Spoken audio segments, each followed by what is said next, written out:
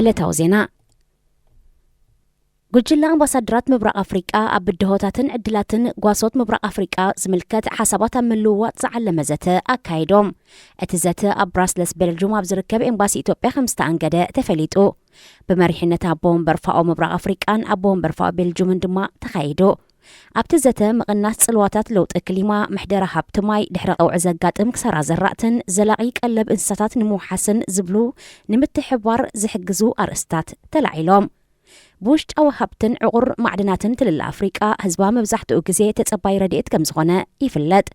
ኣብ 3 ዓመት ዝዝርጋሕ ጸብጻብ ፋኦ ብሰንኪ ዞባዊ ግጭታትን ክሊማዊ ለውጥን ኣብ መላእ ዓለም 45 ሃገራትን ዞባታትን ናይ ደገ ሓገዝ መግቢ ከም ዘድልየን ይሕብር። ካብዚአን እተን 33 ሃገራት ኣብ ኣፍሪቃ፣ 9 ኣብ ኤስያ፣ 2 ኣብ ላቲን ኣሜሪካን ካሪብያንን ሓንቲ ድማ ኣብ ኤውሮጳ ይርከባ። እቲ ጸብጻብ ኣብ ምብራቕ ኤስያ ከምኡውን ምዕራብን ምብራቕን ኣፍሪቃ ዝካየድ ዘሎ ግጭታት ነቲ ዘሰክፍ ደረጃ ውሕስነት መግቢ የጋድዶ ከም ዘሎ ተቂሱ። ኣብ ደቡባዊ ሸነኽ ኣፍሪቃ ብሰንኪ ቀጻሊ ልዑል ሙቐትን ትሑት ዝናብን ኣብ 2024 ምህርቲ እኽሊ ብዓቢኡ ከም ዝነከየን ኣብ ዝቕጽሉ ኣዋርሕ ኣብ ኩነታት ኣየር ርኡይ ምምሕያሽ ከም ዘየለን ይሕብር። ሓካይም ብዘይዶብ ማለት MSF ሕብረት ኤውሮጳ ንሓለዋ ባሕሪ ሊብያ ዝህቦ ዝነበረ ገንዘባውን ንዋታውን ደገፍ ደው ከብል ጸዊዑ። MSF ትማል ሮባ ኣብ ዝሃቦ መግለጺ ኣባላቱ ዝሓለፈ ዓርቢ 15 መጋቢት ብሕብረት ኤውሮጳ ዝምወል ሓለዋ ባሕሪ ሊብያ ስደተኛታት ክመልሱ ከም ዝተዓዘበ ገሊጹ። ወላ እኳ MSF ሓገዝ ንምሃብን ህዝብና ውሑስ ቦታ ንምብጻሕን ተበግሶን ተወሰደ፣ ሰበስልጣን ማልታ ምስ ሓንቲ መርከብ ሓለዋ ባሕሪ ሊብያ ብምውሃድ ልዕሊ 100 ሰባት ንምዕጋትን ብሓይሊ ናብ ሊብያ ከም ዝመለሰዎምን እቲ ጉጅለ ረድኤት ገሊጹ። ንጽባሒቱ ካልእ መርከብ ሓለዋ ባሕሪ ሊብያ ንልዕሊ 2 ሰዓታት ስርሒታት ህይወት ኣድሕን MSF ብምትዕንቓፍ ኣብ ማእከላይ ባሕሪ ኣብ ሓንቲ ናይ ዕንጨይቲ ጃልባ ኣብ ጭንቀት ዝነበሩ 146 ሰባት ኣብ ሓደጋ ከም ዘእተወት ወሲኹ ሓቢሩ።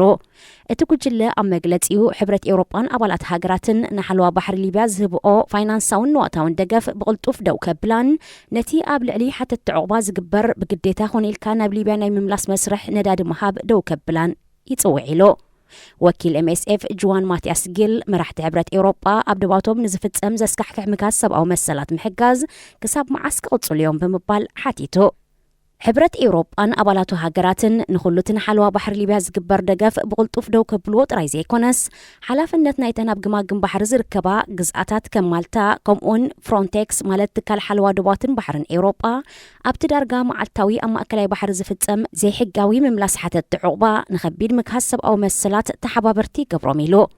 ምክትል ዳይሬክተር ሂውማን ራይትስ ዎች ኤውሮጳን ማእከላይ ኤስያን ጁዲት ሳንደርላንድ ኣቐዲማ ሃገራት ሕብረት ኤውሮጳ ዝያዳ ውሑስ ኣማራጺታት ኣብ ዝህልወሉ እዋን ህይወት ናይቶም ምድሓን ዘድልዮም ሰባት ንሓይልታት ሓለዋ ግማግም ባሕሪ ሊብያ ኣሕሊፈን ምሃብ ክሳብ ክንደይ ጌጋ ምዃኑ ዘርኢዩላ ነይራ።